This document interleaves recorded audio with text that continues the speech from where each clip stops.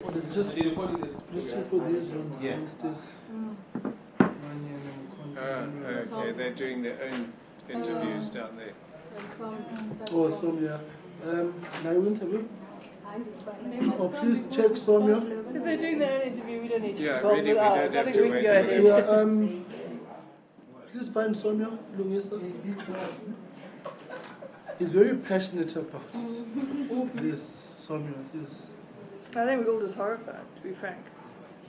I was just saying to Benedicta, I've got an overload now. I can't take in any more of it. It's just I spent 20 years complaining about our garage. No more. no. So Tony can thank. Tony's been liberated. What's the date today? Tony's Freedom Day.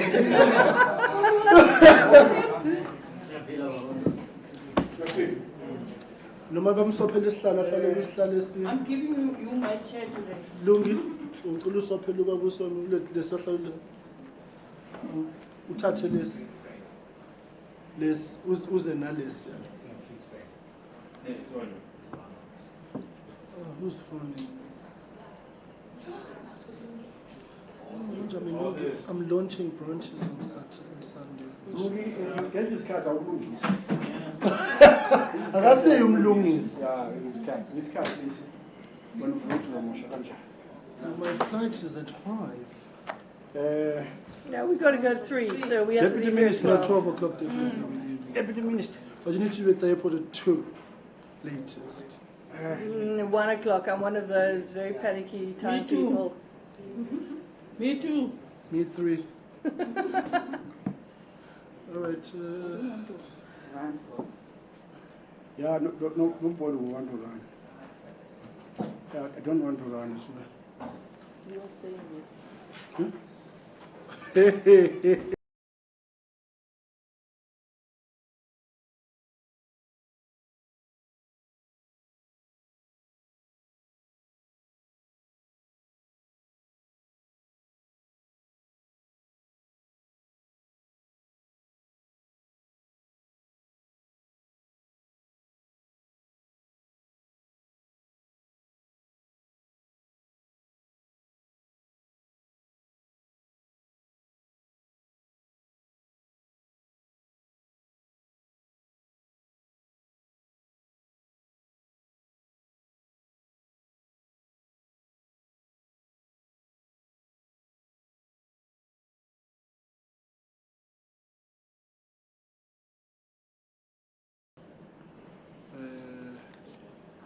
Thank you, colleagues, for a week-long's worth of work from ESCOM to Treasury and to now RAF. I want to thank you, Deputy Minister of Transport, for being here. We appreciate your presence. We don't take it lightly, particularly under the circumstances which currently prevail. To say we are horrified would be an understatement to the extent of the crisis which besits RAF, particularly in light of the observations that we have made today. Clearly this institution is in trouble. And I'm pretty certain that moving forward, we're going to prioritize visits to RAF centers throughout the country, because the picture of improvement which we receive from the executives and the board does not mirror what we see here today, does not mirror the public complaints that we receive, and the work environment here, to use a phrase from one of the employees, is toxic. Culture of intimidation. And to us it comes as no surprise, because our interactions with the executives and the board of RAF have, for all intents and purposes, not been positive. The standoff with the board, the executives and the AG is the clearest indication to date for us as to why that standoff would arise, because what we have seen today is a horror story. I was joking with colleagues earlier on in saying, if you wanted to draft a statement about this oversight to RAF today, it would be a one-liner. And Honorable Van Minen suggested something along the lines, RAF is a car wreck, full stop. And I think it characterizes what we saw. And something has got to give.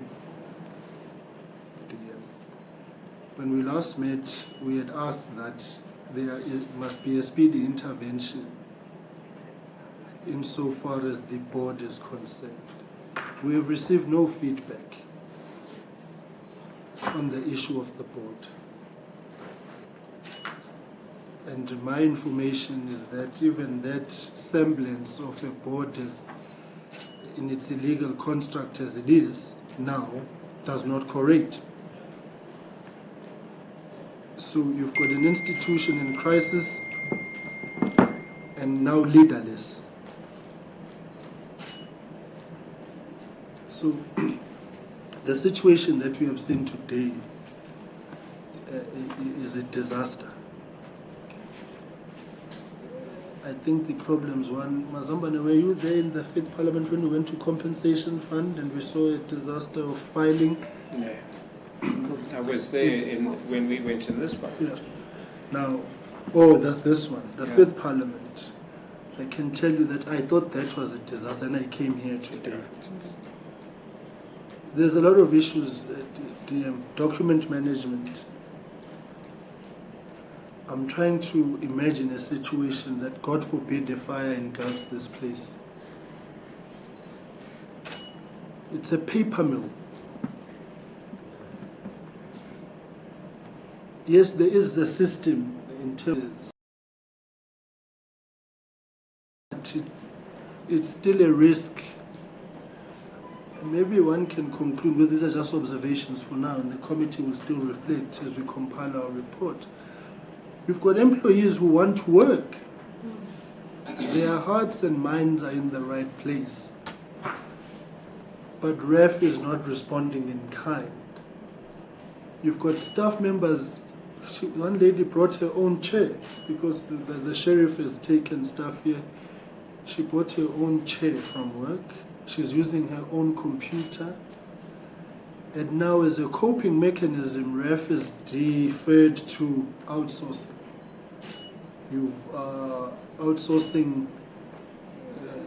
You've hired computers so that when the sheriff comes and they can't take that.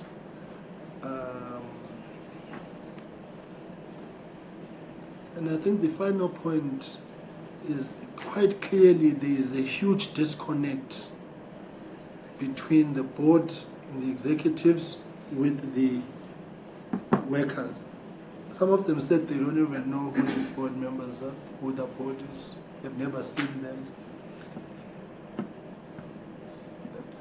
You know, and quite clearly there's a trust deficit.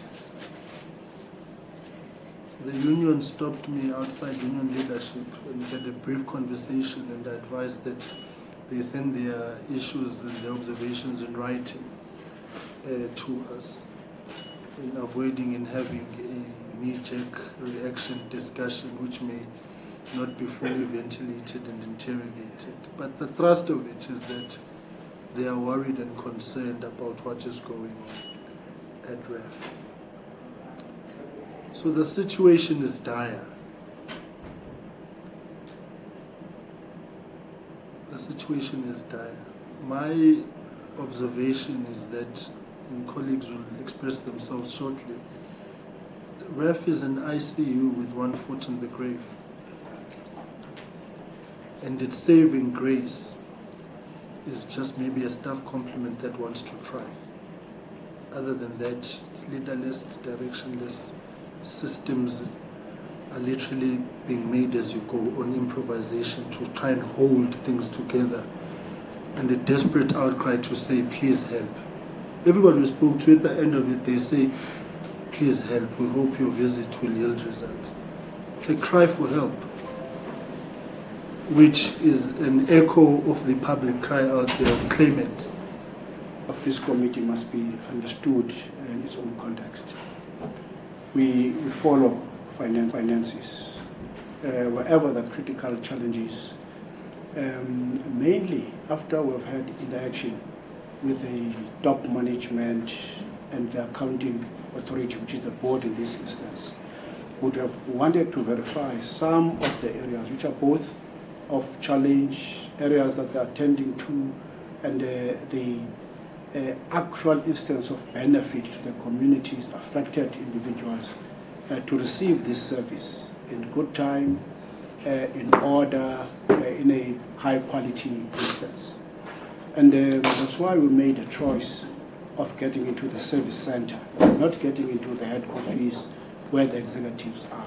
So you can see on ourselves and experience and touch what is actually being experienced by the employees here, those who process these claims, and the first hand who receive the claim, and the actual foot soldiers in ensuring that the taxpayer smiles when a bit of a cent is somewhat spent on those affected by the accidents.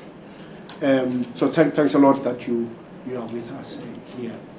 The various areas we have went into, in one office where in detail we have been briefed by those who ought to be in touch with the affected individual on the point of receiving a service in hospitals, whether it's in ambulances, and how that gets into the mill of the claim. In there, you have competent staff. What we have heard, myself and Honorable Liz, I want to assure that the staff which is handling that bit of work is a very competent and agile individuals. There are areas which are of discomfort even to them. The desks that they used to have are no longer there. That has pushed them to allow people to work from home. And the risk of doing so, the files must follow the individuals who are working from home, and the risk is that some of the files might be stolen somewhere and pose a further risk into the processing of a serviced, suitable service to those who are affected. The second area is the area which has something to do with those who ought to be visiting those centers, hospitals, when incidences hit and affect those who are transported to various areas. And that service is no longer in existence. And the risk there is that the claims that might come from the lawyers, individuals, might at times reflect something which is more exaggerated than the actual situation which affects the claimants. And the impact is therefore huge in the fiscus. So it might be that it's within your own interest, your purview to deal with some of those areas that you have found. And the third area which I've paid attention to was on those who are receiving and processing legal claims. Even there, you have young people who feel that they make contribution into the system. But the instruments they are using, whether talking about the computer system and the actual total load in as far as affecting that, is something which is neither here and not there. The piles of files that they receive, they ought to attend to with speed, but unfortunately, they can't do so because the tools of trade do not allow them to do as such. And such matters ought to be somewhat attended one way or the other. Someone said something which touched me. One lady who is working with legal processing claim, finalized claims, said, you see, here today it's on Friday. I'm going home. I'm returning on Monday. My desk is tagged by the sheriff. On the 27th of this month, the sheriff might come in and pick the desk I'm working from, the chair I'm sitting on, what the chairperson has said. And that gets deeper into the morale of the staff in terms of processing the claims which they are supposed to work on. So the environment is a bit toxic in that exercise. But the closure of our visit was, I was a bit excited to see their filing area, where there's some form of a positive in as far as the filing system is concerned. Though we would want to see a better standard in terms of archiving. You see, because when you deal with documents, for their life to be prolonged, even the building which ought to be keeping such information ought to be often upkeep which is different from any other building, because the information fizzles out because of heat, because of age, because of mood, and if you get there, you might find out that they lose some critical information on their files just because of such. But gentlemen are working, they are very agile, very effective. They will take you into a point of saying where the file is being called. But the tension which ought to be here is immense, and the call upon those who manage this whole thing ought to be called in order. Personally, I'm very happy that we have came here, because our service as Parliament is to identify, verify, and feed back into the executive to say, please attend to these various areas, because this is a center which ought to be of a critical service to our own community. So my plea to you and your department is that if you could apply some sense of urgency to attend to these matters, a change could be somewhat imminent in as far as improving the standard of work in the area. So the feed into the negativity where we work should not be enjoyed. Because our task is the task of saying, executive, be on your toes, make those who are representing you and your offices to be responsive into these kinds of things. So your board, your management, executive management in the area must begin to act on things substantively. The High Court in the North Gauteng has since identified a number of judges who have to focus on RAF default issues, which is indicative of a huge challenge which RAF faces. So I would really appeal to the ministry to begin to get to those who are involved in these institutions to do what is right.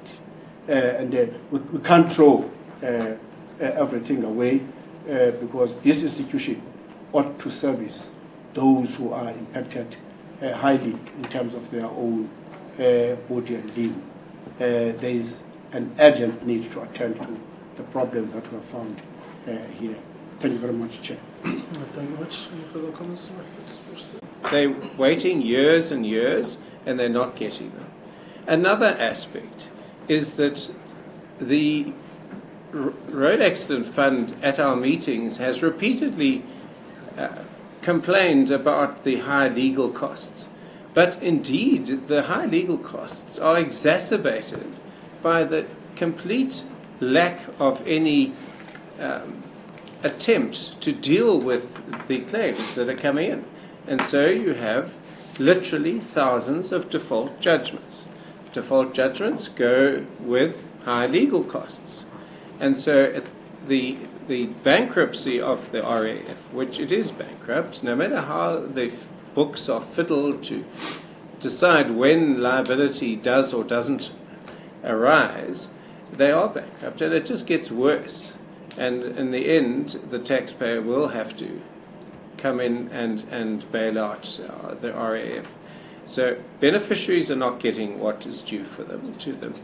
It's costing the RAF and therefore the taxpayer massive amounts of money in legal fees resulting from poor administration in the RAF.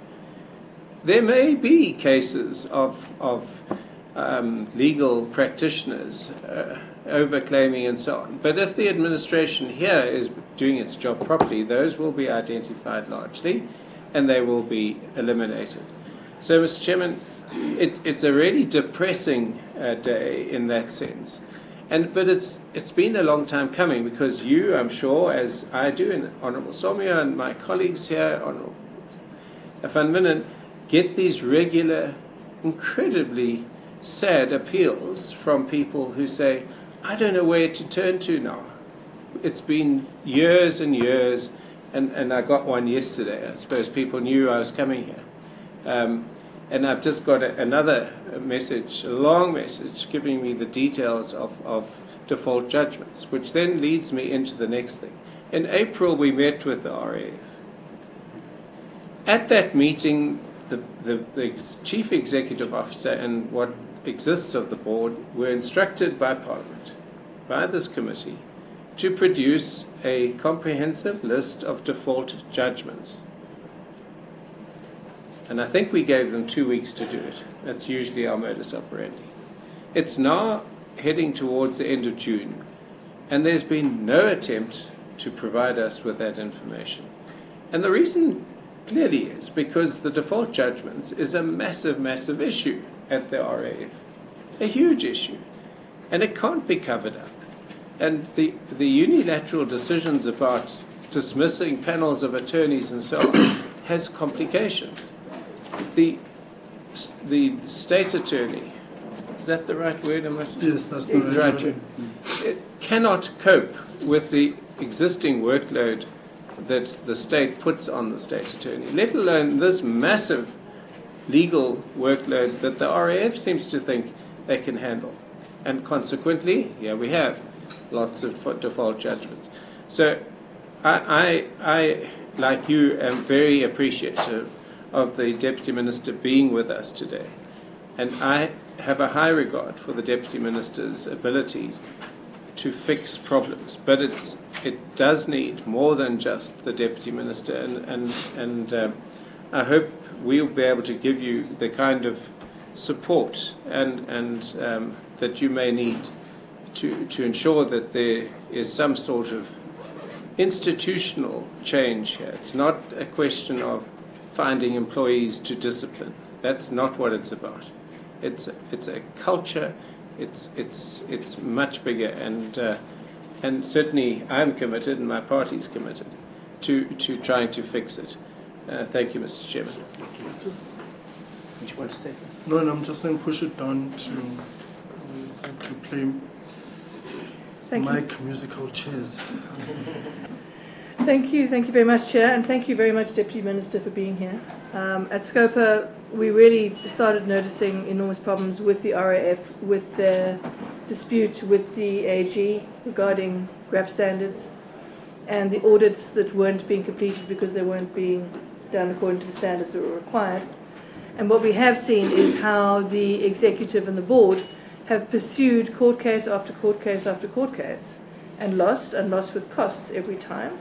It's now an appeal, and this really, really raised alarm bells. Instead of dealing with the issues as we have on the ground, paying people who have been injured, horrifically injured and killed in car accidents, they were engaging in this kind of activity.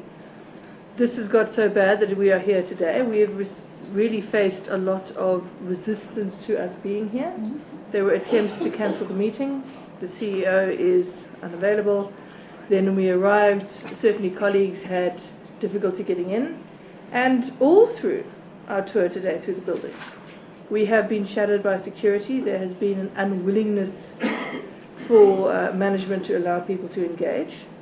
But we have persevered. I mean, SCOPA has visited many, many places over the years. But I can really say that what we've seen today has truly been the most chaotic situation. There are literally desks constructed out of boxes of files with pieces of wood on top, where people are attempting to do their jobs, and they're working.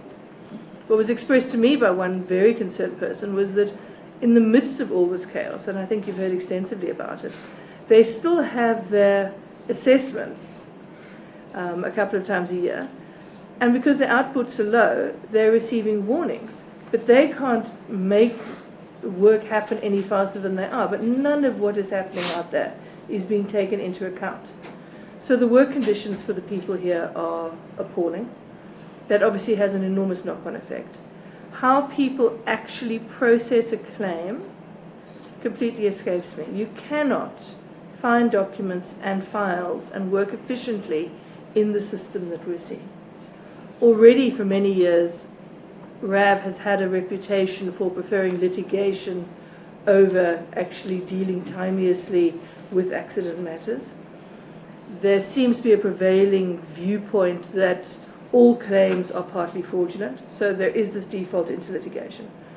Then, after firing the panel of attorneys in 2020, you're now seeing a situation where what people are doing is they're going out there and they're getting default judgments. Then they're getting writs, turning up and attaching what they can attach because payments are simply not happening. So this system, as it is at the moment, is completely moribund. And the people who have to be held responsible are the board and the CEO.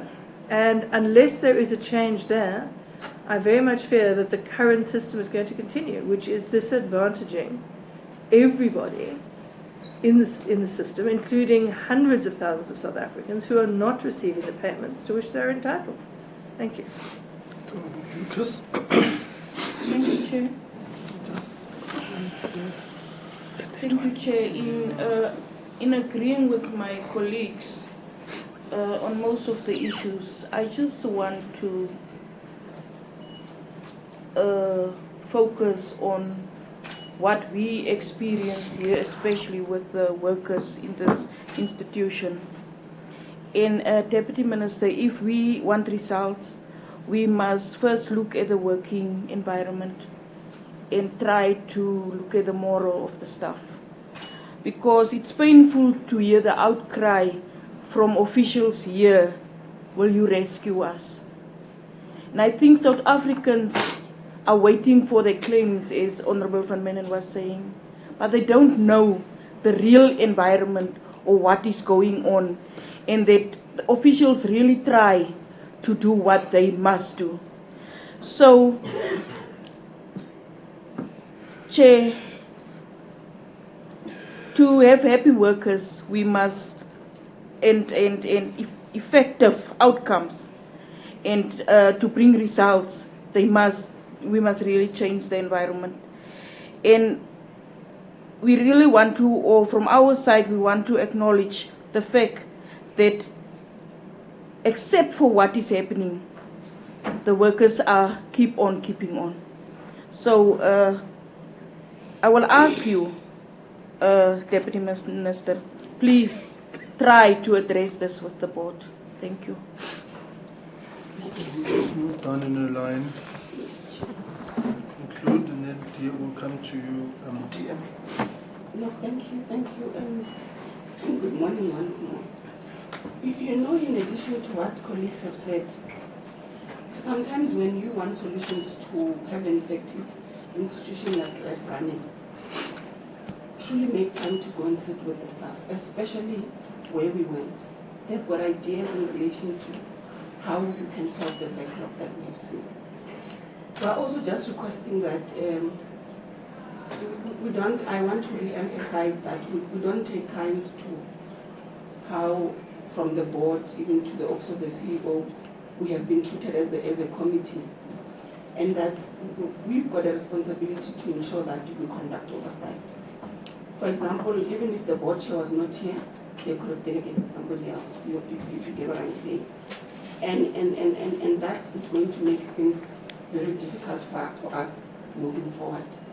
Please ensure that the requests that we had given them when we met them in April are met. We were still requesting for that data sheet so that we can be able to move forward and work. But let's focus also on motivating the employees. They are so demoralized. And let's close the gap between yourselves and them so that there can be efficiency and we can be able to assist the institution to continue to give our people claims.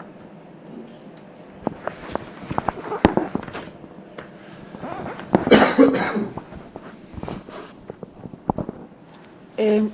Thanks for the opportunity, Chair.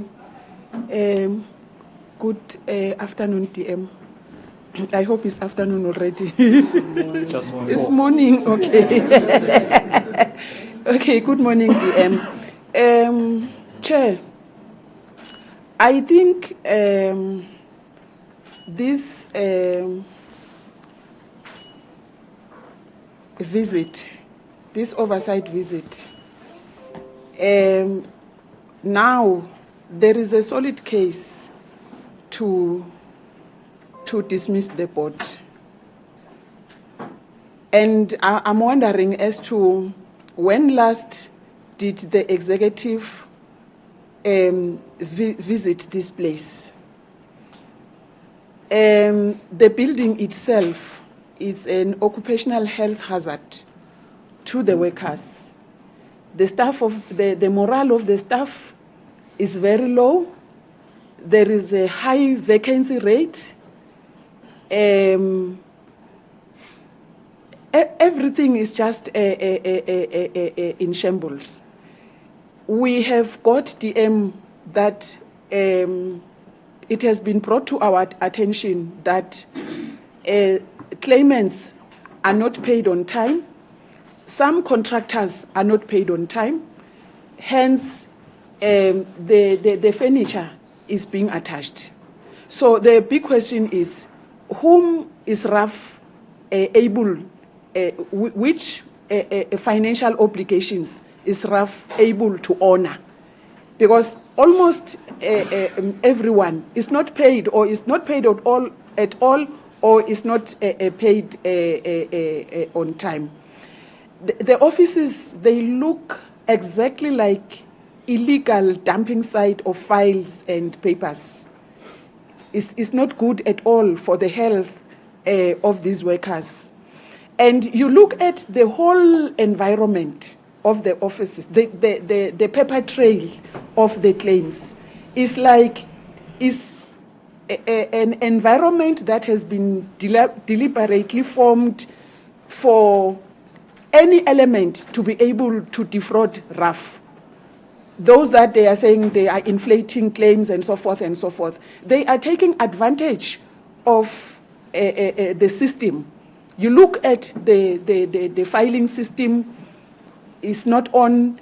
You look at the paper trail system, is not on. So to us, when we come as members of parliament and the management trying to deny us access to this building, then you see this, the chaos that we have seen. To me, it says this environment is deliberately constructed so that anyone can be able to come in and defraud a RAF. We are not happy the way we were treated. Then you ask yourself, if members of parliament serving in SCOPA are treated the way we are treated today by the management, then how about the employees? How about the staff? It means they are going through a lot. And unfortunately, no one wants to hear what they are going through on a daily basis. No one cares about them. So that is what we are requesting, that please, human resource is very important in any working environment. These people are working under a very stressful environment, and it is only the executive and the board, if they are willing, if the board is willing to change. Because my take is that the board must be dismissed. They are paid to do nothing. There is nothing they are doing for RAF. RAF is in shambles. What is their responsibility? Thanks, Chair.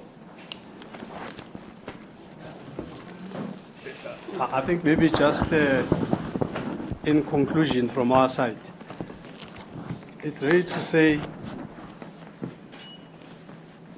what this management has done to this committee it has shown the people of South Africa utter disdain, because we are not here with our jackets here. We are here as representatives of the people of South Africa. Now, if the people of South Africa are here and you have this kind of anarchy approach by this management, it's not a disrespect to us, it's a disrespect to the people of South Africa. And the question is, which executive authority allows this kind of disrespect? So for us, we're also calling on the executive authority, the minister concerned, to make sure that things are in place here. The issue of the board here, which is the accounting authority, we agree with the honorable member here that indeed their time is up. This place has got no direction. The mess we have seen today cannot be a mess of yesterday. What has been the executive authority been doing all this time? In this whole time, it's not a mess of yesterday. There's boxes everywhere. There's filing under the tables, there's filing on top of the tables, there's filing on the passages, there's filing in the basement, there's not even place for cars to park. In my whole life, I've never seen such a mess.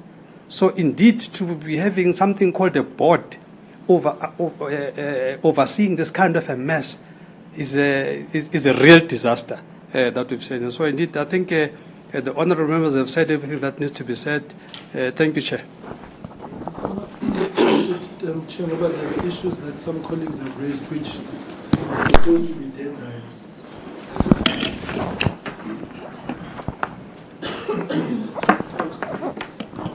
Some documents voluntarily. I must tell you, media houses to buy projecting mics. Gentlemen, this thing of mic shuffling going on here. Transformation. DM, you see, here's the dilemma. We met in April. There has been no movement from what we discussed in April to date. I hear the calls that the board must be removed. The board has expired. It's in office illegally. It should not be there. So why you keeping them does not make sense to us. We are past the point of calling for their dismissal. In April, we gave you 30 days to come back with reasons as to why that board should continue holding the fort. It was not done. So what follows then, DM, you leave us no option but to believe that we must hold the ministry in contempt. You have to, it's no longer a negotiable or a discussion. You must appoint a board consistent with the legislation. It's not optional. I don't want to overplay the nonsense of this morning, right? People pretending that they can build some sort of Stalingrad here and that this place or any other place is inaccessible. But if anything, it should tell you the extent to which this cabal in office is prepared to go. That's what I call them, a cabal. Some syndicate of sorts.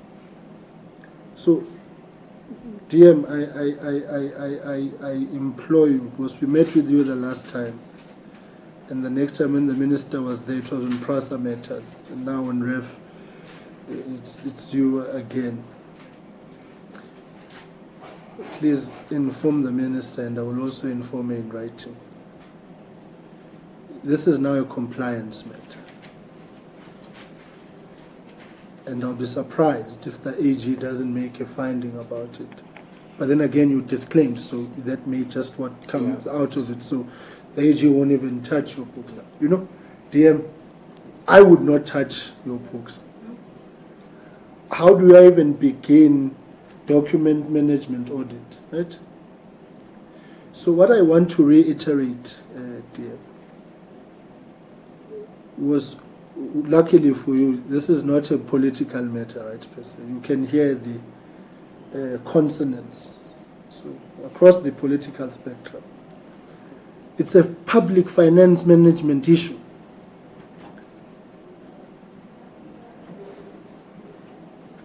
And you want to be found wanting. So what I'm saying is, whilst there's problems at RAF, you are empowered by law. Exercise that empowerment.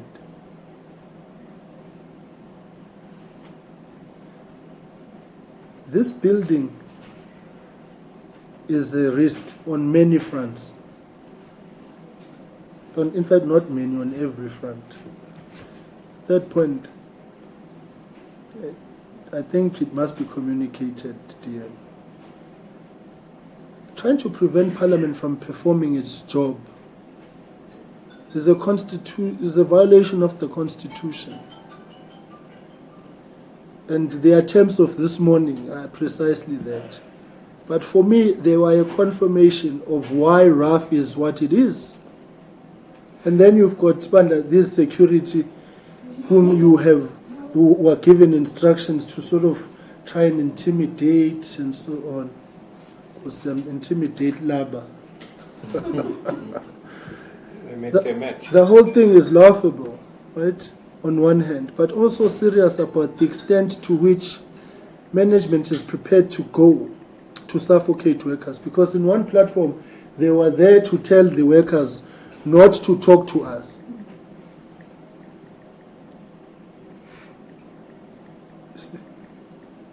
So I'm really trying, what I'm trying to get at, DM, that as we are seated here, you are disclaimed. You are in the worst zone of audit outcomes. Right? Appoint a board. This reign of terror that is at RAF must be investigated by yourselves as a matter of urgent priority.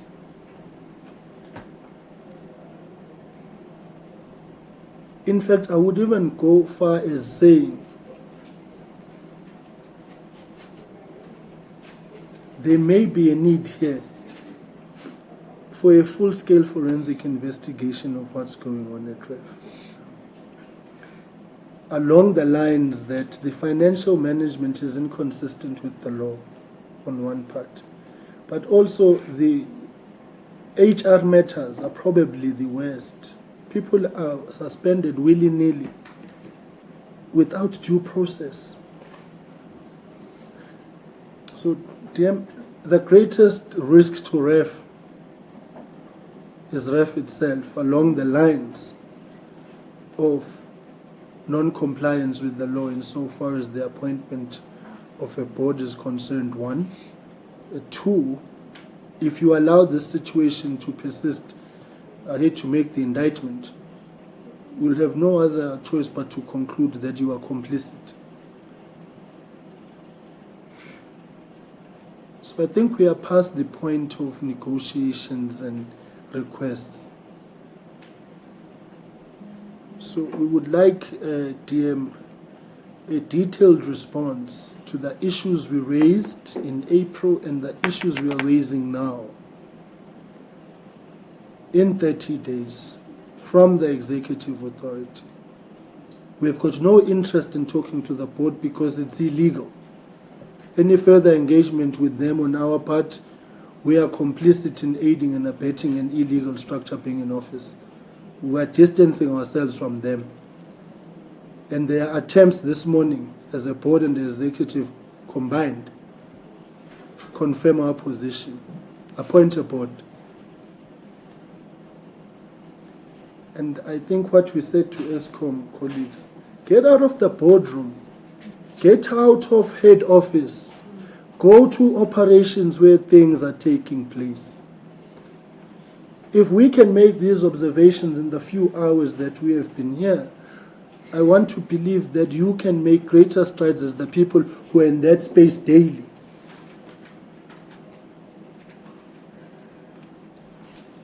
So, I really want to appreciate again your presence. I don't take it lightly. My colleagues don't. And I think you, being new on your part from the executive perspective gives you a set of fresh eyes. And I'm sure that that freshness must be a motivator to plugging into the space with a view to change things. But what's going on at RAF can't continue. It's a national disaster what's going on here. DM, over to you.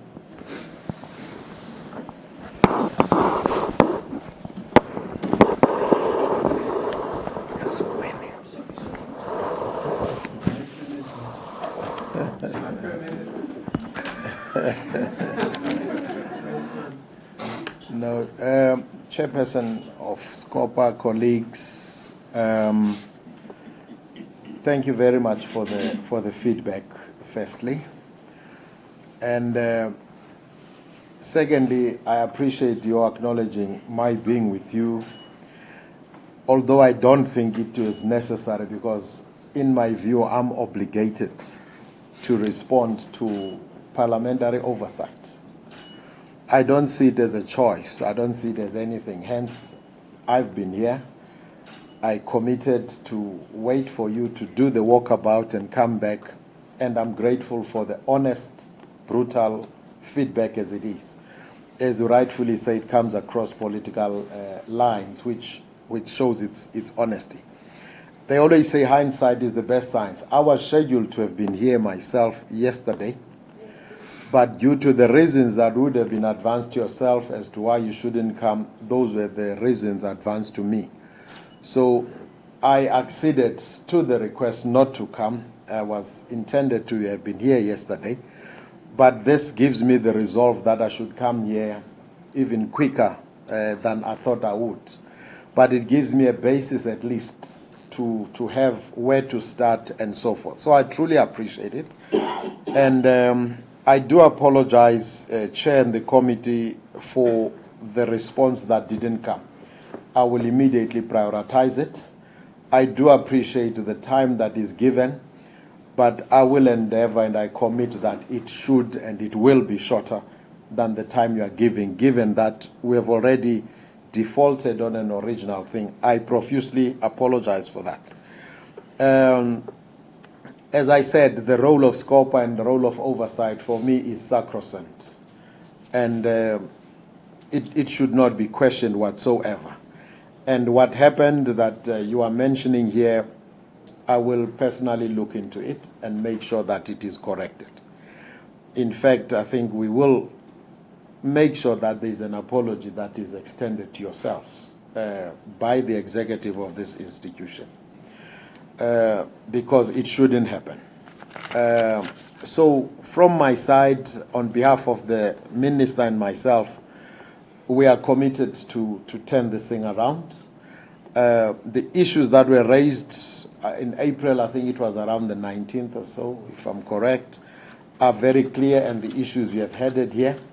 And without re-agitating them or trying to repeat what were there, because I think it's straightforward, you have my 100% commitment of the ministry to get into this thing, and we will.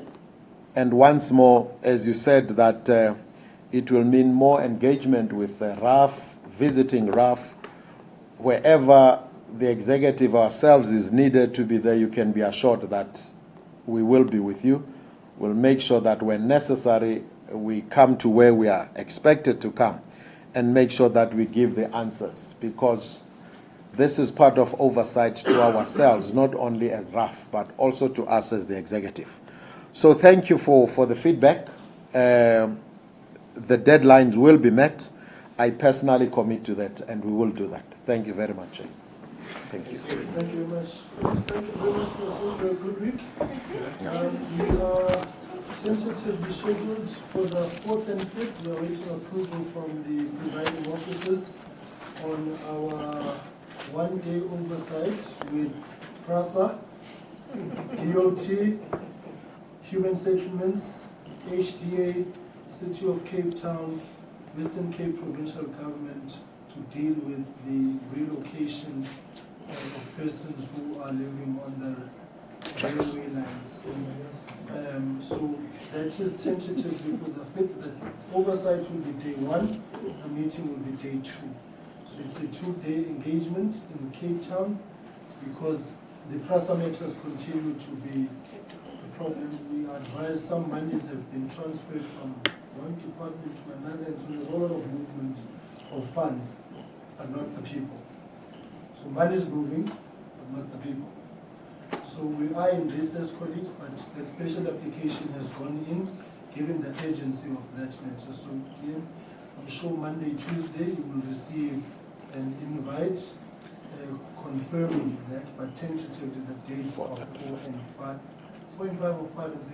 4 and 5, right, too many dates in mind. 4 and 5 colleagues in Cape Town.